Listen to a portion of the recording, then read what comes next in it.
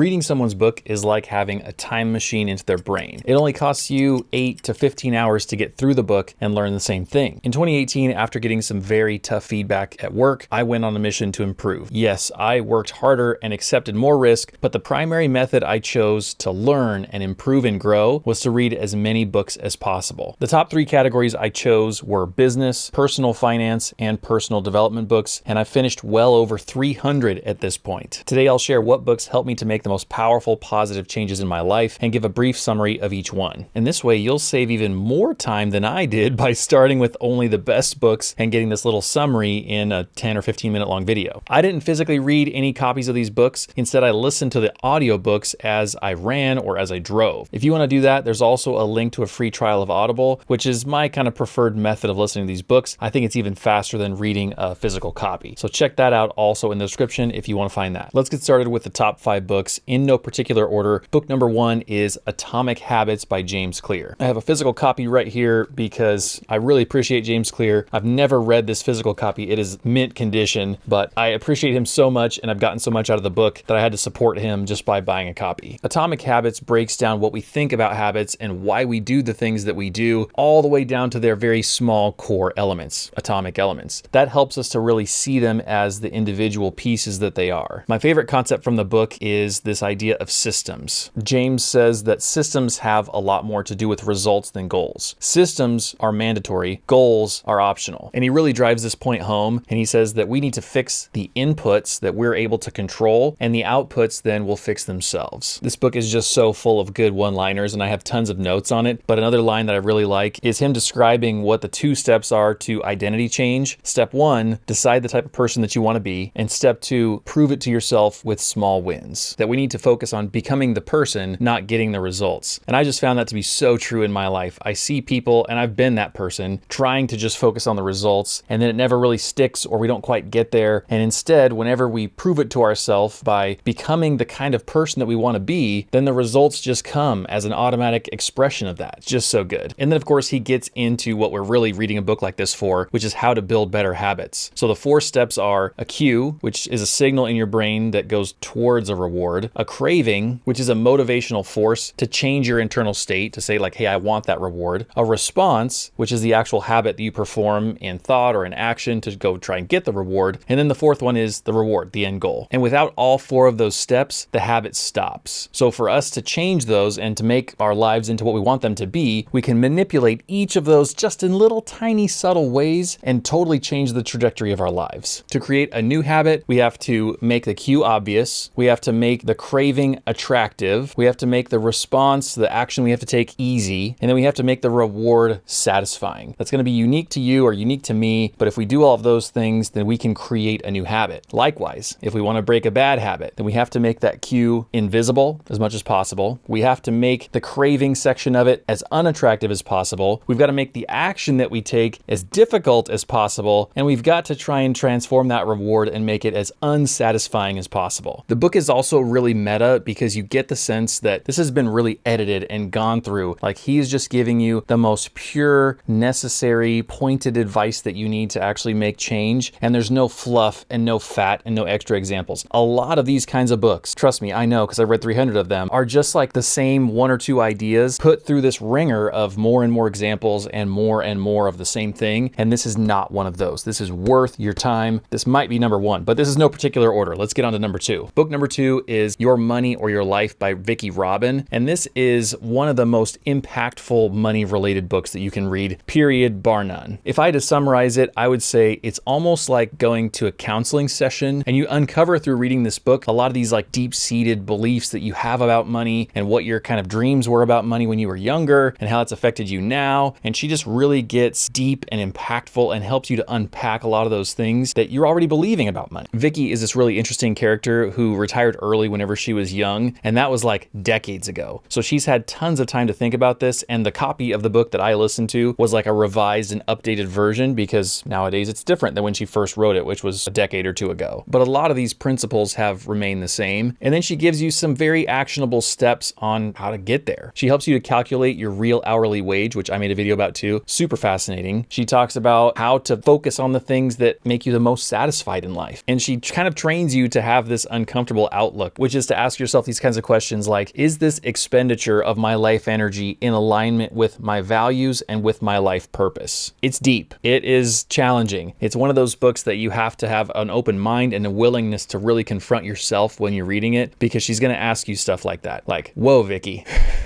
I think this kind of money counseling and this kind of deep thought is really essential for us before we go on to other books and before we go on to, hey, I need to have this super high paying job so I can have nice stuff, so I can invest a bunch, whatever. She helps you to really second guess that and drill down into, what do you want out of life? How do you shape your relationship with money to get the most satisfaction possible? And I think that's one of the most valuable ideas out there. That's why this book is on this list. Changing Directions Entirely is book number 3, which is Never Split the Difference by Chris Voss. This is a negotiation book, and Chris Voss was an FBI negotiator for years and years and years, and he takes those principles of FBI negotiation and hostage negotiation and helps you to apply that to your life. I know that sounds far-fetched, but it's totally doable. I have to admit that I came into this book as somebody who wasn't very good at sales, probably still not very good at sales, but definitely one of the worst people when it came to the sales jobs I've ever had. And I thought that negotiation was this way for you to strong-arm people into submission, was a way for you to win and them to lose, and this very kind of one-sided view of what negotiation is. And Chris Voss just kind of reshapes your whole idea of what it means to negotiate, because he's taking you out of that very like hot, stressful, chest-tightening situation, and he lifts you up above the conversation to say, hey, we're going to shift things in this direction that I want them to go. We're going to label and mirror what this other person is doing. We're going to add calibrating questions to the conversations. Stay calm and rational. Regulate your emotions. Bite your tongue. Pause. Let your passion dissipate. All these little detailed things along with big overarching things to keep in mind whenever you're in a negotiation. And the crazy thing is that so much of life really is a negotiation. Whenever you're trying to get a job or whenever you're trying to sell something, obviously that's a negotiation. But so much of every other interaction in life is too. You are trying to get something that you want. That's what it means to interact with people. That's what it means for us to kind of have our life look the way we want it to look. That's negotiating. He also gives you warning signs to look for, which I think are really interesting, because so much of the time I've always been focused on myself in a negotiation and focused on if I'm saying things the way I want to say them or if I'm getting what I want. And so he helps you to kind of look outside yourself and be aware of these potential negative things. They actually went on to make an official like masterclass with Chris Voss. And so if you prefer that format, you could always watch that too. We actually watched one of the sections of that at work, and it was fascinating. Totally kind of blew our minds because the guy is really, really good. The book is really good. I don't think I'm totally selling it well, and I'm not doing it justice here. Book number 4 is The Psychology of Money by Morgan Housel. Now, I got about a third of the way into this book, and it was already blowing my mind so much that I bought 2 copies. I gave one away, and I've kept this other one because I just have so much respect for him, and I appreciate this book so much that I needed to buy a copy just in support. I don't really plan on even reading the physical copy. I just wanted to support him and say thank you for writing such an awesome book. Psychology of Money is almost a little bit in the direction of Your Money or Your Life by Vicki Robin, but Vicki's real goal there is to help you analyze yourself so that then you can reach some kind of financial independence. She's really directing you in that path and wants you to get there. This book, in contrast, is really unpacking a lot of the preconceived notions that we have about money, how we think that investing works, how we subconsciously react to things like risk and loss and sunk costs, and how much that's costing us. It's a really dangerous thing to go through life without reanalyzing those kinds of beliefs that we a lot of times have baked in. And so he really clearly unpacks all of that, dissolves a lot of that, and helps us to focus on what's true. This is another book where I just took a ton of notes, and so I can't sit here for 15 minutes and describe the book to you, but I'll give you a few of my big one-liners from each chapter. The first thing I wrote down was, the hardest financial skill is to get the goalposts to stop moving. What that quote is saying is we need to stop changing our expectations, that once we get to a bigger house or a nicer car or a better shirt, then we immediately think that we need the next nicer version of that same thing. The big financial skill is to have a level of sufficiency to say, nope, we're good right here. We don't need nicer, more expensive stuff. This formula he put in chapter 2 kind of blew my mind. He says happiness equals results minus expectations. And so the interesting thing there for me is that the one thing that we have total control over there in that equation is expectations. Now, that's not, I don't think, a recommendation to be a Debbie Downer and just have no expectations, but if we can control ourselves and not let our imagination and our greed run wild, then we can potentially set ourselves up to be more happy despite having less. A really wise line from chapter 6 says, getting money is very different than keeping it. Getting it requires optimism and risk, and there's about 10,000 different ways to get it. Keeping it requires patience, conservative attitudes, room for error, short-term paranoia, and long-term optimism. And there's really only one way to keep it. That's to not spend it. He also describes in chapter 6 that we overreact to failure or loss, despite it being super prevalent in any successful business or in investing. That we set ourselves up to try and avoid loss or avoid failure when statistically it's incredibly common. The reality is that the Pareto principle keeps coming back to us, which is saying 80% of success in investing or in business or in a lot of things in life comes from 20% or less of the inputs. That a wiser use of our energy then is to try and stay in the game, to stay in business or to stay investing, to leave the money there in the index fund instead of trying to ride the wave and predict when it's going to go down and take money out and put money back in and all this jazz just to try and avoid a loss. Instead, we need to stay in the game because whenever you're actually in that arena, you stand a chance of winning. And I just love this quote from chapter 7. The highest form of wealth is the ability to wake up every morning and say, I can do whatever I want today. That is such a succinct version of like my dream. The ironic thing is that by the numbers, we are 2 times richer than people living in the 1950s, but we're less happy. And that's probably because we continue to move those goalposts. We've gotten so much richer, we have so many more conveniences in life, and yet we choose to be less happy because our expectations have just run wild. I think he's wise to orient us back towards time freedom because that's ultimately the biggest luxury anyway. That's a bigger luxury than if I had a Porsche 911 GT3 RS out in the driveway. That's a bigger luxury than if I had a home on the mountain overlooking the whole town of Phoenix. That's a bigger luxury than having really nice stuff in any form, however you want to measure that, whatever dream you have. And he continues along that line in chapter 8 by helping us recognize that we probably want respect and admiration, and we often assume that money and stuff will help us get it. But it's just so counterintuitive. So many of these things are. He says in chapter 9 that wealth is what you don't see. Wealth is not outwardly visible stuff like the GT3 RS.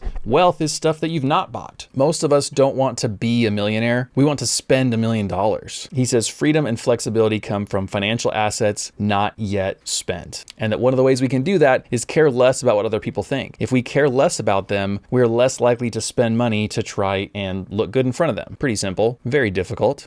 And as the book goes on, he gets less and less about psychology and more about like useful, tactile, realistic stuff that we can do. Because by that point, by the time you get into chapters 13, 14, 15, you go, okay, I get it. I want to be different. I want to believe these things. I want to do the right thing. So help me then do the right thing. Help me to think about this in the right way and invest in the right way. Well, in chapter 15, this line totally rang true to me, which is most things are harder in practice than they are in theory. We read a book like Your Money or Your Life by Vicki Robin, and we think, fine, I'll just go do that. I will have the wherewithal and the discipline to invest well now because I've read these books, I know the statistics, and I'll go do it. Man, it is so much harder in practice when your own money is on the line. When you have to actually believe deep down in your soul that market volatility and ups and downs and seeing money kind of disappear from your account, on paper anyway, is an entry fee to what it means to be an investor. It's not a penalty. It's not a mistake. It doesn't mean you should sell. He helps us recognize that pessimism is the popular kind of outlook, that those news articles that preach doom and gloom, that give us every reason to believe that we need to take all of our money out of the market, to not invest, to go buy a bunker or gold or AR-15s or whatever it is instead, those are the ones that get really popular. The one article that might say, hey, things have been rough in the past. They've smoothed out. We have reason to believe that they'll smooth out again. Hold fast. No one's going to read that. That's the most boring article possible. And it was about 30 seconds long. It's counterintuitive because positive progress happens so slowly that people can easily ignore those tectonic shifts. Negative things happen in an instant. They happen in an invasion. They happen in a market drop. So they're very visible. So we have to train ourselves to recognize the truth and not get caught up in the noise. This is a tough one. It probably deserves another read through because it is that deep and that tough, but I think it's one of the best books I've ever read. The 5th book on the list is 4,000 Weeks by Oliver Burkeman, and it almost encompasses everything in those other books and puts them into one very small, succinct book that you need to read. Because what Oliver talks about in this book is that we simply can't do everything that we want to do in life. And the reality is, that's a good thing. One of the best things about this book is the fact that he takes a concept like that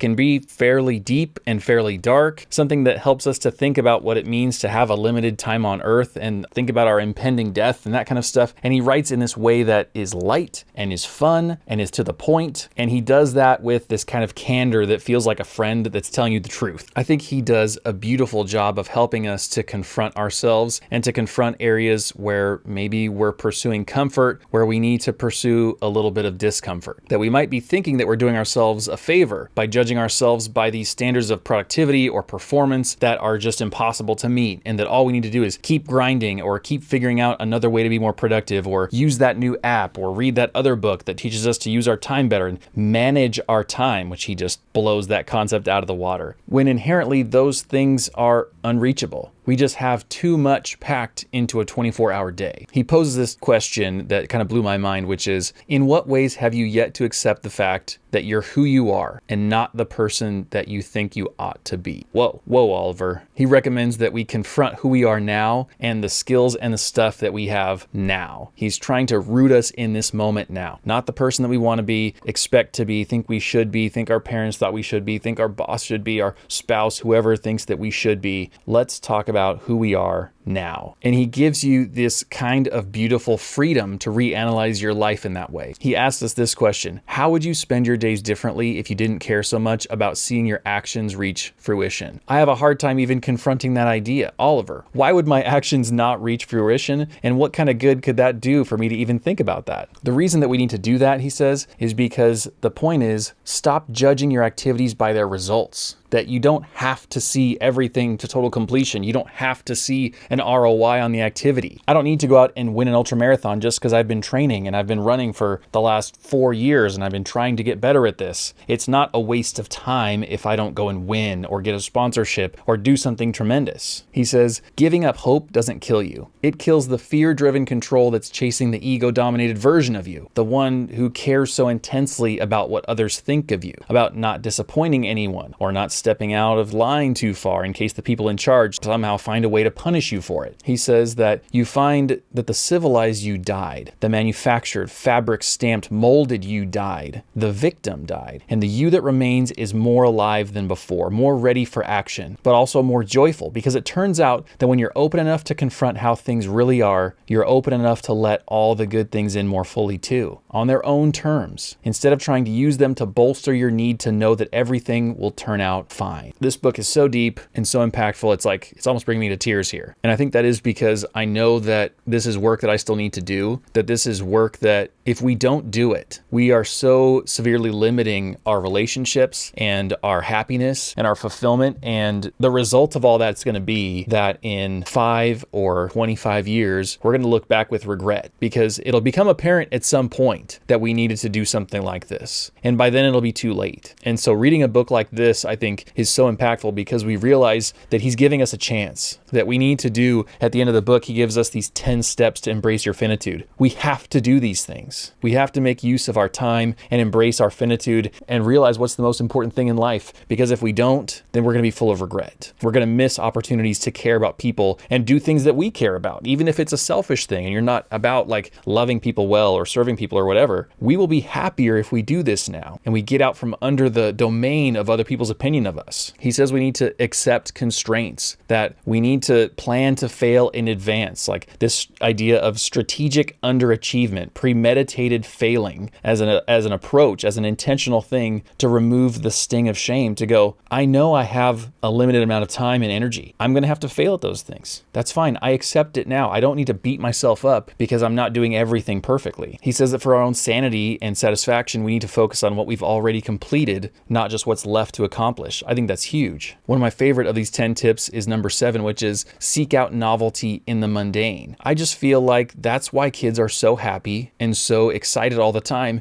is because it's just full of novel experiences for them. They've never gotten to pet a goat before. They've never gotten to ride a roller coaster or go surfing or do whatever the thing is. And so life is just this explosion of new experiences to them. And as we get older, we just kind of routinize everything and all the novelty wears off and we're not impressed anymore. And everything is just sort of a checked off the box. I've been there, done that kind of a thing. But if we're able to pay more attention to every moment and plunge deeply into the life that we have around us and be impressed at everything, be impressed at what's worth being impressed with, then I think it's going to stretch our time out and help us to appreciate things, feel like we have more time to do what we love. And it just makes life more intense, more happy, more interesting, like back when you were a kid. This is one of those books that you don't need a specific reason to read. I don't think it's marketed very well because to me, 4,000 Weeks, Time Management for Mortals doesn't really mean anything, but it was recommended by Ali Abdaal and I trust his recommendations, and so I read it, and this is easily one of my top 5 books of all time, bar none. Speaking of Ali Abdaal and Oliver, Ali Abdaal has a podcast and he interviewed the author of this book actually here just like a couple months ago, and so if you want to see that, I'll link that in the description too, because I think that kind of conversation can help you get acquainted with the idea and then really dig into it when you get access to the book. Those were my top 5 books because those were the things that impacted me the most and really reshaped my life over these last like 4 years. But I've also got some honorable mentions here in case those aren't really like your speed or they didn't really tap into the kind of thing that you're interested in. If you need a book recommendation, check out these next few. The first one is called Mindset, and it's written by this researcher and brilliant woman named Carol Dweck. It's fairly academic, but the gist of the book is that your idea about what you can and can't do is very accurate, because studies show that people who believe that they can do more, people who have this kind of open, learning, optimistic kind of mindset where they can take failure and learn from it instead of taking that as this personal blow, are way more successful, are way happier. And the crazy thing is that's our choice. I think it's a tremendously powerful book because it confronts the way we're thinking about life overall as far as our positive versus negative outlook. The next honorable mention book is one by Seth Godin, who is basically the GOAT of marketing books, and it's called The Practice. Now, I have a note here specifically that I kind of said this is for creatives. So if you're anybody who's into any kind of art or creative or regular output of something that you're writing or making or doing, I think it's incredibly powerful for you. And he's just super cut and dry. Like, I think a lot of people who are making stuff, who are drawing, who are writing, who are making videos, who are making music, we can get very pessimistic and perfectionistic and weird about that whole process.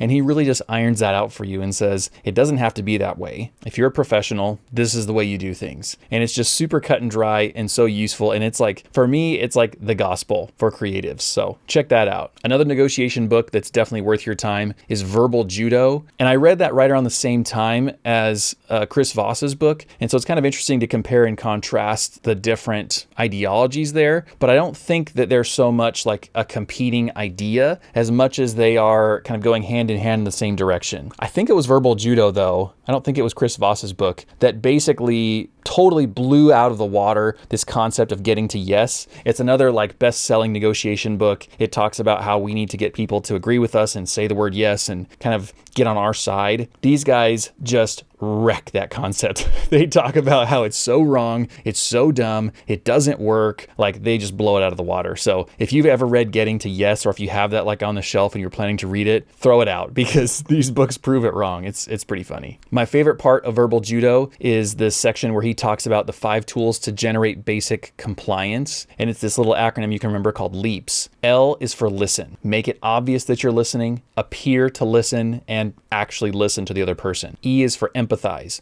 Understand where they're coming from. You don't have to agree. You just have to express that you understand what's their perspective. Where are they coming from in this situation? People believing in you can sometimes generate compliance automatically. It's kind of crazy, but it works. A is ask. So in this step, you're trying to fact find. You're trying to ask general open-ended questions, opinion-seeking questions, and make them direct to where that person is either saying yes or no. And you want to very gently lead that in a direction. So we're not trying to put words in their mouth. We're not trying to cover too much ground too fast. You're just very, very slowly directing that conversation. P is paraphrase, which is kind of obvious. You're paraphrasing what they're saying and you're trying to repeat that back to them to make sure that you understand what's going on. And then it kind of goes into the last section, which is summarize, which is a brief, concise, and inarguable reiteration of what they just told you. So LEAPS is not sequential. It's just ongoing skills to use. Maybe you need to do the same one a few different times. Maybe you need to jump around, but listen, empathize, ask, paraphrase, and summarize are such useful skills. It was really funny because I shared this in a work meeting and then a couple of us like did it to each other that day. And when you're aware of it, you go, hey, you're doing LEAPS on me. You're trying to negotiate with me in some way. But by and large, large, unless someone just read this book, no one will know you're even doing this. They will just kind of be flowing in the conversation. They'll think you're listening well. It'll be great. And in reality, you are slowly getting your way. So kind of crazy. Try it out. Let me know. 3 more quick books that are worth recommending. Essentialism, which is basically a book about how to live more wisely and prioritize your life. Grit, which is a book by Angela Duckworth that recently got like totally popular. And that outlines what it takes to succeed at anything in life. It's very scientific, but it's very specific too. Over and above any natural or learned skill, we need grit. And along the lines of grit, but a more like personal version of that, is Can't Hurt Me by David Goggins. Crazy story of this guy's life. Crazy example of what humans can accomplish if they put their mind to it and if they have enough grit. If you've somehow made it to this point and you've heard me talk about all these books, but you're still reluctant to spend the time reading them because of whatever reason, because books are boring, because they're challenging, because you're not the best reader, whatever it is, take the leap. Please do yourself the favor and make it happen. For me personally, I knew that I wanted to read a bunch of books. I've got shelves of books over here that I've never read because I recognize the potential value of them, but I just couldn't force myself to read a paper book. It just doesn't work for me. If I'm sitting here at home, I'm not going to choose to read a book. So I found a way that works. I found that Audible while I'm driving or while I'm running is a great way to listen to books. I found that through my local library, I can download an app called Libby that helps me to read more books. It's part of this like overdrive system. It's very common with libraries, so check that out wherever you are. The biggest thing here that I want to reiterate is